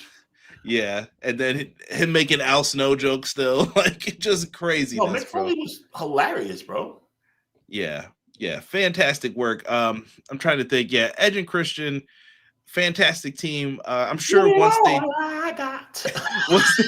they actually hang them up, I'm sure we'll talk more about them. But yeah, great tag team. I as a kid, I gotta know what team were you cheering for in the TLC matches? It seems like you were either one of the three. So what team were you on? I'm gonna surprise you, and when I say I'm gonna surprise you, I'm sure you know who I'm gonna say when I say that. It's a surprise. Like, you would not guess out of those three teams who I was a big fan of. Rhino and Lita and Spike. I was a big fan of the Dudley Boys. I wanted the Dudleys to win. And I think it's a shame that they went into both those matches as champions and lost them twice. Yeah. Especially in 2000. Edge and Christian won every time is what I hated. Every time. They always won. And, but again, like, to me, especially in 2000, especially WrestleMania, the triangle match, the Dudleys, I think, should have won that match. They deserved it. Yeah, Kane and Hurricane, like, they never won any of those teams ever. Edge and Christian won every one of them. It kind of got like, when they won at WrestleMania 17, I was like, you can't have them win every single time. Good God, they won at WrestleMania 2000, they won at SummerSlam, and then they won at WrestleMania. That's 3-0, bro. Before we move on too deep, brother, I'm gonna let you end on that note because I actually kind of agree. BJ said, I want to know your thoughts on Gunther's displacement. Also, not a Gunther fan, but I think it's ridiculous that the man who retired Goldberg, Cena, and AJ was only going to have Rey Mysterio for WrestleMania. Awful. BJ was really feeling this. I like what BJ's saying, and I agree, but to an extent. It ties into his career killer thing. The problem is when you put all those eggs in a basket, rather, with Ray being out, now where do you go? See, because Gunther is actually a man without a match now. Like, where do we go? Like, it's really a shame too. Yeah. If there's no how do I want to put this? Jey Uso Gunther 3. If there's no other match, what do? You think that? I'm kidding. But I do have a theory about tonight's tag team title match. Save it, because I do want to hear that. Yeah. When they caught them in the bathroom pretending to be sick, just dumping water. Yes. Foley looking over the stall. Them as the conquistadors. And then the Hardys finally. Who caught them? Who were the other people who dressed up like the conquistadors? Was it the Hardys? It was the Hardys. Yeah. And then they won the tag titles. Fantastic stuff. Yo, I can't even do that one because that is a classic too, as well. Shout out to because Miracle followed it right up. It doesn't matter. Yes. Fantastic work. Wow. Gunther versus Brock at WrestleMania should have happened. I already have a counter for that argument, Sean. By all means. If it was Oba who did all those things, you could still give him Brock without a retirement stip, and it would work. So why couldn't that be Gunther? That's true. No argument. I have no counter argument to that. You're right, BJ. But then who does Brock face? Yeah, I mean, you could give him LA Knight, who still doesn't have a match, by the way, which is crazy as well, kind of. But I have a theory about that too. Again, I don't want that. I prefer Oba. I'm just saying that it was garbage. No, I get it. You're right. I get it. But me and Sean always tell people there's going to be an odd person out. Wait till you start moving all these people up. People are going to get moved down, and it's going to be. You'll be a little shocked by this. I mean, you know who I think is a really glaring leave out of this year's WrestleMania, at least so far. You never heard me talk about this guy before, Sami Zayn. I want him on that show. Now this is something new. Mark this down. Yeah, because I've never been a Sami guy, but this new kind of like conflicted Sami, I like, because Sami's been heel before, but Sami was a very annoying heel. What's he conflicted about? He's telling the truth on Cody. There's a little sauce on this Sami. Like this Sami, like I'm like, I because first of all he's making good points in his promos, which resonates with me. And I'm like, wait a minute, if we can translate this to the ring, I think maybe one day you see him pull the tights or, grab the rope or, let's get this rolling. You know what I mean? Picture me rolling. That's it. Yes. Let's get into the news real quick and then we'll get you guys on out of here. There's a lot of news to talk about though. Sean, first, Celebrity Hall of Fame. I don't even know if he's celebrity. He's a celebrity. We got the Worm, Dennis Rodman, famously known for his time in Chicago, but also a former Pistons, Spurs player. Dennis Rodman, an all-time rebounder in the NBA. What do you think of this? It's a reach. I have the utmost respect for Dennis Rodman as a basketball player. I have even probably more respect for the interaction he had in WCW. Because he went there. He took bumps. He did moves. He was involved in storylines. Practice. He really. This will never happen again. Will never happen again. He really cared. But the problem is, it's a reach, bro. Him in the WWE Hall of Fame. He's never stepped foot in the company. Well, they bought up the people who probably should put him in the Hall of Fame. No, I know, but that's what I'm saying. Like. It's a reach. Is it the worst thing ever? No. But would I have rather seen somebody like Cyndi Lauper be inducted into? I mean, Cyndi Lauper's already in the Hall of Fame, but I would have rather have somebody like her. Like to me, this reeks of it's a stretch. Dennis Rodman being in the WWE Hall of Fame is a stretch. And I don't think you should be stretching to put people in Hall of Fame. You know what I'm trying to say? These people should be undeniable. Would you say Barry Windham? I would say that Rodman is not undeniably a Hall of Famer. Would you say Barry Windham? I'm trying to think of someone who's like super just WCW. Would David Arquette go into a Hall of Fame? No. Oh, God. That's worse than Rodman. I think Arquette had respect for the business, but you don't think so? I mean, at this point. I take that back. I do care that he had respect for the business. That doesn't make you a Hall of Famer, bro. It's not his fault they put the title on him. He was like, guys, this is a terrible idea. He was telling you. WCW had a celebrity wing of the Hall of Fame. I would put them in. Right, but they don't have that anymore because they shouldn't be in. See, that's where we're off base here, Conrad. I hear you. Now hear me. You're right. WCW doesn't exist anymore. You know what that means? That means they shouldn't be in the Hall of Fame. That's it. I understand what you say. Oh, but Sean, there's no more WCW. They got bought by WWE. Okay, that means ... He doesn't belong there. I was gonna say take the responsibility of the heritage of the promotion. Then, nah, not with Dennis Rodman or David Arquette. You want to tell me somebody like I'm drawing up. You want to tell me David Flair belongs in the Hall of Fame? Who said David that? Flair. For that WrestleMania 18 beatdown, absolutely. That was one of the best things ever. What are you doing? Let me tell you something. I'm kicking your backside. What does it look like I'm doing? There's more of a case for David Flair. And by the way, I'm not saying David Flair deserves anything. It's more. You can make more of a case for David Flair being in the Hall of Fame than Dennis Rodman or David Arquette. Why is Diamond Dallas Page not in the WWE Hall of Fame? Is he? Help me out. I don't believe so. Did DDP get inducted at all? Somebody help me out. I'm getting old, man. I used to know this like the back of my hand. Now I'm like, I don't know. I mean, Dennis Rodman doesn't belong in the Hall of Fame in WWE. It just doesn't make any sense. So are you saying like, so I'm just trying to understand your perspective. So should Andy Kaufman be in, or would you say no to that as well? Because that wasn't a WWF angle. Not. There are people that are in the NWA Hall of Fame who deserve to be there. Okay, but those cannot translate to the WWE. Vern Gagne Vern Gagne, is it Vern? Yeah, Vern Gagne deserves to be there, and he was there way back in 2005. You know why? Because 90% of the roster came from his promotion. Or had a stint in there. Right. So that makes sense. Okay, you know what we're going to do is we're going to acknowledge this man for making his contribution to the business. Right. And remember, Matt, this is also a way to get you to sign a contract, put you in video games, make action figures of you. Too. There you go, Conrad. It's a ploy, guys. It's a ploy. It's a monetization. Listen, I understand. Great Muda's in the Hall of Fame. I hear it. Joe Compton with a $4.99 super chat. Joe, thank you once again, my God. Oh my God. Joe, by the way, stop spending all your money, bro. We appreciate you so much. Yo. Speak for yourself, Joe. Keep sending them in.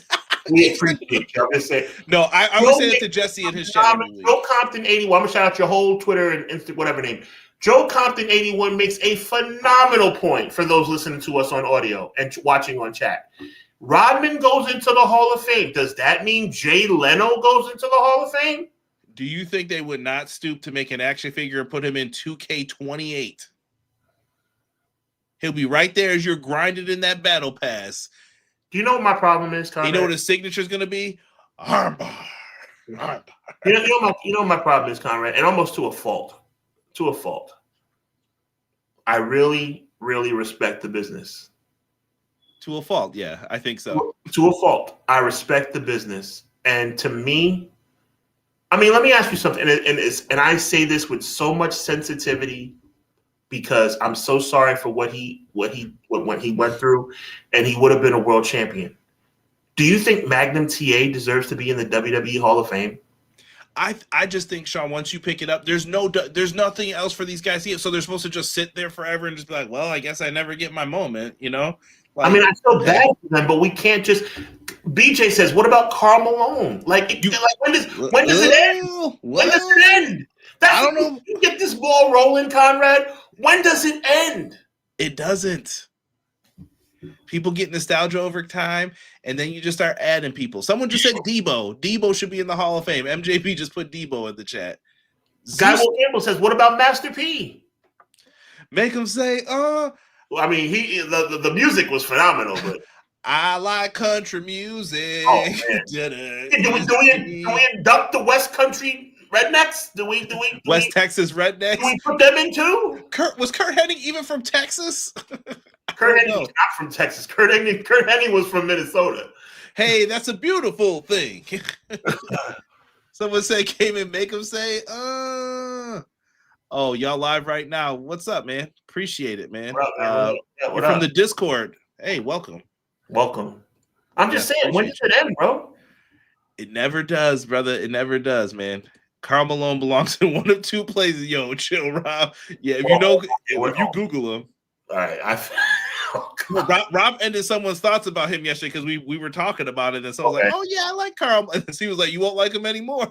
Why? What did he do? And it was Leezy. Conrad, don't you know what? Leezy, if Dennis Rodman, now I'm going to preface it with this. Leezy's comment, I'm going to preface it with this. And Conrad, before you scoff, not that one. Okay, I was ready to scoff. Before you scoff, I want you to think.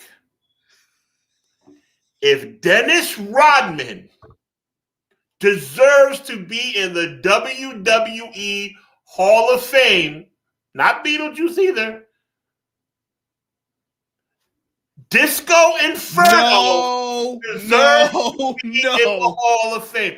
If you're telling me that Dennis Rodman and David Arquette can make an argument to be in that Hall of Fame, then you better put in the former cruiserweight champion of the world, television champion of the world tag team champion.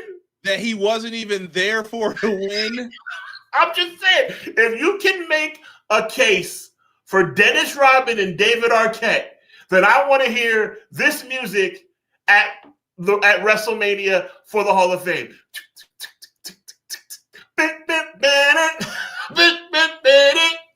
Because you can't tell me Dennis Rodman's more of a Hall of Famer than Disco Inferno. Who drew more money? Okay, good point. All right. I'm just saying. Disco, he ain't getting none of that over on me. I'm just saying. Yo, chill. He's like, don't sugarcoat it. Whoa, what? It was his mom who was talking about Carl. She said something about, I remember Karl Malone. He was a basketball player. He was like, oh, yeah, I'll ruin Carl. He ruined Karl Malone yesterday. I got a good one for you. Ready for this? I mean, we can't do it right now because he's in AEW. Does Tony Schiavone deserve to be in the WWE Hall of Fame? I would say yes for his WCW work. But he was also in WWE. If I quote a line from him all the time, he should be in. Live from Panama City, Florida, the greatest city where wrestling history is going to be accomplished tonight. Look, to put a bow on this, Dennis Rodman does not deserve to be in the Hall of Fame, but the celebrity wing of the WWE, I don't know where else you're going to go with it. So I guess they just decided to put Dennis Rodman. Yeah. Like I said, I think they're just running out of names and people who other celebrities from the past, are we going to, can you think of any other people? Outside of WWE? No, I'm talking about I guess in the wrestling world. You're gonna get Bad Bunny one day. You know what? But that actually makes sense, though. Yeah, they'll definitely do that one day. Probably when Bad Bunny's in the twilight of his career, I would hope you're gonna wait. Yeah, see, that one actually doesn't bother me. Yeah, Dennis Rodman will probably be in the game next year too. Would be my guess. Put him in the game, get some free bread. But you know what? I think it was BJ who said it though. All jokes aside, I know we've been having fun with this. If you put Dennis Rodman, you got to put Karl Malone. And I know Karl Malone has his own stuff going on. I'm talking about wrestling. From a wrestling perspective, if you're putting in Dennis Rodman, what? Here's the question for you, Conrad. If you're putting Dennis Rodman in the Hall of Fame, what's your argument against Karl Malone? His past actions that people all know about now. Okay. That makes sense. Yeah. I think it ruins him, honestly. Keeping up with this, we found out, Sean, some interesting news about a company, Base 10, that put in a bid. They were the number 4 bidder for WWE when they went up for sale. Tony Khan, we find out, is the person who is in charge of Base 10. He put it up for, I think, $6.9 billion to buy WWE. He was way off. But he did put it in. Funny how the world could look if he ended up winning that and everything fell through. I'm going to say this real quick and I'm going to move on. Nothing would have made me happier. I don't want to see a monopoly, so I'm glad that didn't happen. Oh, okay. You're looking at it from a different perspective. Okay. Yeah, for the wrestlers and our sake, we have different things to talk about, different stuff to watch. I love it. Mm-hmm. Well, didn't you get some enjoyment watching Johnny be bad on Saturday night for the television title versus seeing and we're here for the Intercontinental Championship, Davey Boy Smith versus Skinner tonight. Why is it gotta be Skinner? I don't know. It was just different. Just different. And Sean, it was a new day. Ted DiBiase Jr. acquitted of all charges in his welfare fraud case. That boy put on some nervous weight too, didn't he? Yeah, and definitely he was about to go to prison for a long time, but he was 100 plus years was on the line. That off. I mean, for his family, for him and his family, I know they're happy. Shout out to that lawyer. Someone get his card. Not only that, but he also crushed kayfabe. He said he was mowing his own lawn. I was like, "You're Ted DiBiase, son. What are we doing here? Facts. What are you doing?" I agree. Yeah. So that's in the news. The Head Shrinkers should be in the Hall of Fame. Yeah, they were a great tag team. Yep. Santos Escobar worked AAA Rey de Reyes injured and is set to undergo surgery with a torn tricep this Thursday. He didn't look great in that match, so you could tell something was wrong with him, but shout out to him for sticking it out and doing the match. But obviously sucks. A lot of torn triceps going on too, man. Yeah, sucks because he just signed that big contract too. So, by the way, the Hall of Fame thing's blowing my mind real quick. Another quick point. They should start doing songs, Hall of Fame songs. They should start putting in Jim Johnston and people from behind the scenes. That's what I'm saying, but I'm saying why stop there? Put him in, but also do like Hall of Fame songs. Did you like the matches? Do you think they're going to do a matches? I like that a lot, actually, because you can bring back more people. Like Stone Cold and Brett are in twice. Hell yeah, I love that. Twice. It might be. Brett might be in 3. Did him and Anvil go in as a team? Right. 3 times for Brett, yeah. Yeah, and who says they won't induct the Hart Foundation? There you go. Tama Tonga was fined in the 5-digit territory for showing stuff backstage on his TikTok. This is so hypocritical. Now, I know he made a mistake, but this is so hypocritical. You have opened the world to your stuff with this Unreal garbage, and you're going to blame him for taking he was wrong, and if there's a rule against it, then I guess he broke the rule, but this is very hypocritical to me. I will agree with that. Someone just said Black Snow should be in the Hall of Fame and Ralphus. Yeah, I don't understand why it was such a big deal. Five digits, a 10,000 or higher fine. That's ridiculous. Yeah, I always wonder if they just say like, and here's your bonus tonight for the same amount we fined you. Just let it be known you were fined. Right. You know. So who knows? We've got that shot for Unreal. Yeah. Yeah, very hypocritical. You can't do that, but that's a wild fine. Let me see. Tama gets fined for what? WWE films on Netflix. There you go. So hypocritical. Miracles have stopped at Unreal garbage. Word of the night. Hypocrite. Yeah. I guess because he picks who he gets to be shown. I don't know. That's so. And SC, I agree with you. If there's a rule to not tie your shoe, if you tie your shoe, you're going to get in trouble. I just think it's stupid to say you can't tie your shoe when everybody else is tying their shoe. Yeah, I will not disagree with that. Here we go. We have Evil and Hiromu Takahashi are expected to sign with WWE. Evil reportedly wants to start in NXT to acclimate to the WWE and American TV, but WWE wants him on the main roster. Evil wants to keep his same name and gimmick.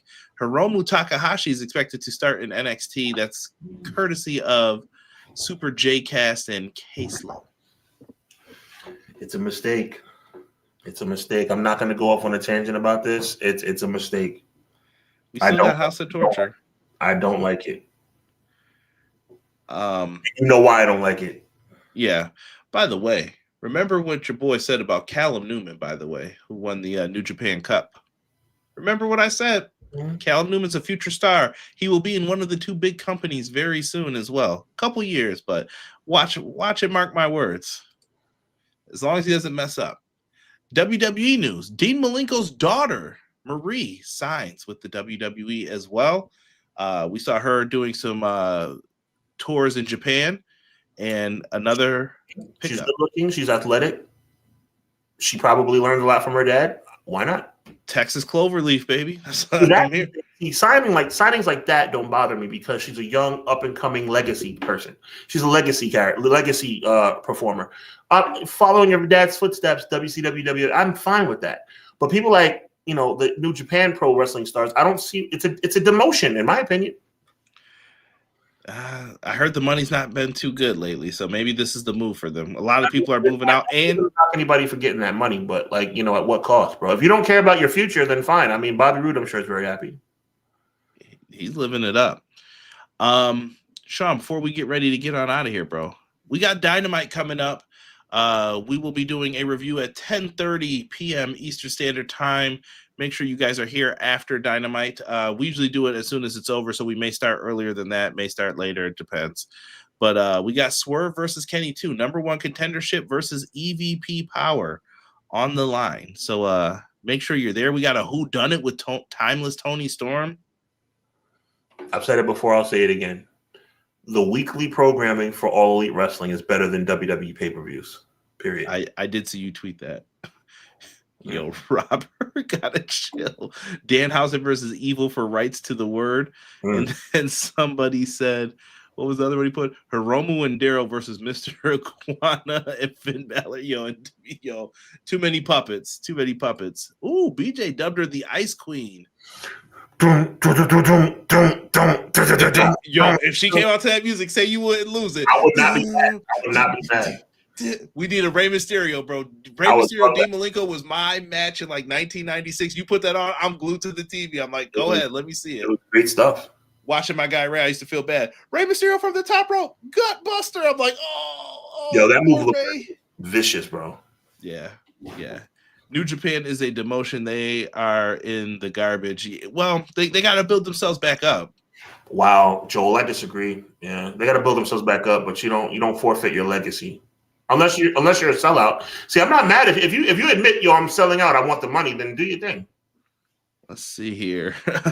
AEW has not been good one bit. Oh, I disagree. Oh, that's not true. I wouldn't agree with that. It's only a matter of time before we find out what happened to Tony Storm.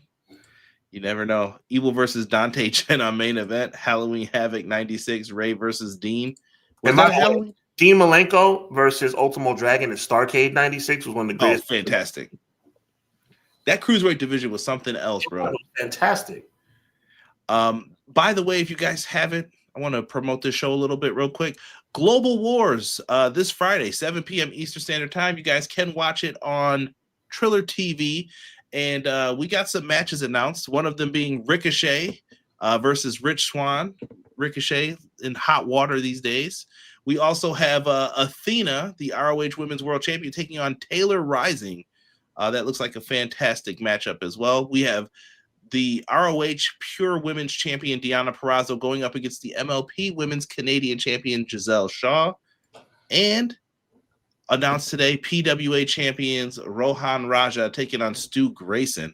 Looks like a tremendous lineup. Listen, words cannot express my excitement. I mean, on a Friday night and actually a Saturday night, that's a doubleheader. Mm-hmm. I am thoroughly excited about that. That's pay-per-view quality, and it's a pay-per-view. But when I say pay-per-view quality, I mean like what Triller TV. Shout out to Triller. What Triller TV is charging.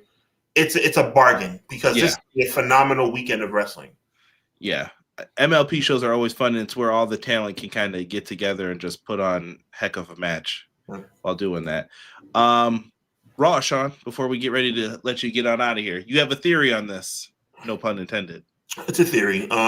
There's no question. It's a little bit of an outlandish theory. I think that the Usos could lose the titles tonight. Now, the safe bet is for the Usos to retain. And if I had to bet the house, I would say Usos retain. But my theory about this match is that the Usos lose with the help would be the wrong word, with the mix-up of LA Knight. LA Knight tries to interfere. He ends up costing the Usos the match by accident. Jay being the hothead that he is, him and LA Knight, who already don't like each other, get into it. Jay versus LA Knight WrestleMania. Interesting. It's an outlandish idea. The easy bet is Usos win and they have a rematch at WrestleMania. But my outlandish outside the box, Usos lose because of LA Knight versus Jay at WrestleMania. What if we flip the idea? Okay. What if LA Knight helps them? They had the match won because of LA Knight's help to, make sure Heyman and all these other people don't get involved.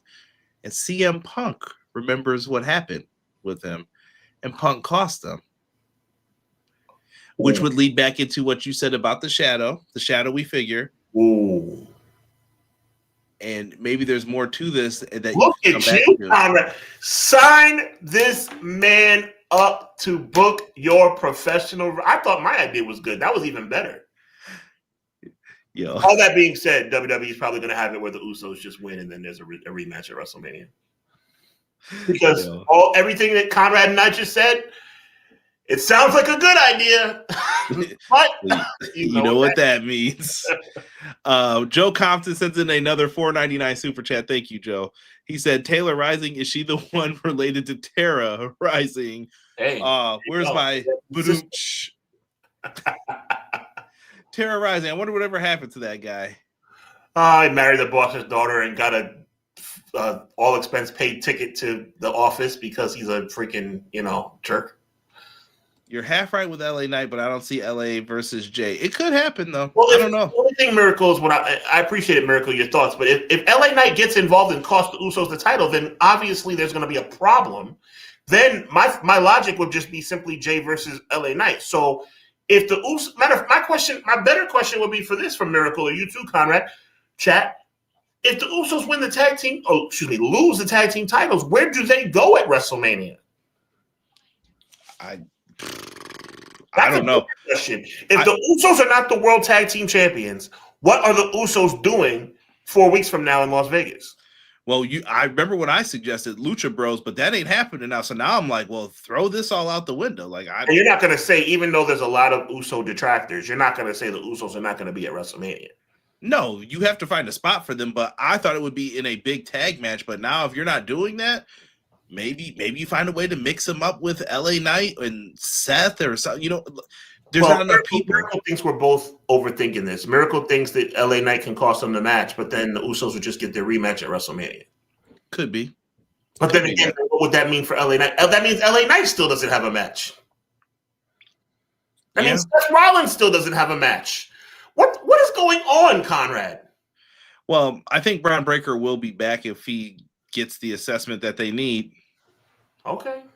I'm just saying there's a lot of big names that don't have spots on this show. And maybe tonight's Raw, we will figure that out. Yeah. We got Roman Reigns on the show tonight, CM Punk, Minute Maid Man, Becky and AJ's saga continues. We have a rematch for the Intercontinental Championship. Dom Mysterio looking to regain it back from Penta. We have the tag title match, like you had said. We also have Javon Evans versus Grayson Waller. And we also have ourselves a tag match with Bayley and Lyra. I did not know that. What?